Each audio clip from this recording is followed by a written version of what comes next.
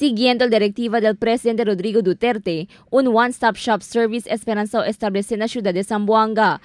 Para acomodar con el mga overseas Filipino workers del Zamboanga Peninsula, quien taman proceso papeles. Na one-stop service man junto al 14 oficina del gobierno, como el Department of Foreign Affairs, POEA, OWA, TESDA, PRC, Marina, Pag-ibig Fund, PhilHealth, SSS, PSA, Bureau of Immigration, NBI, CHED y TIEZA.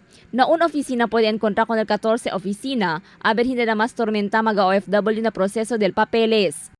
Ang Department of Labor through our very own secretary, our new secretary, Silvestre Bello, has this order for all these 14 agencies to converge. So there will be a convergence of 14 agencies who will cater the needs of our OFW. So that's what we call overseas one-stop services for OFWs. 14 agencies po ito. Mas pronto según y menos gastos na transportasyon mga OFW, siendo todo oficina encontra na un lugar ya lang. Na syudad el establece con este na edificio del OWA y POEA na pecha 5 este mes. Target según del presidente para implementa con este na entero país. Convergence, big sabihin, in one place, no?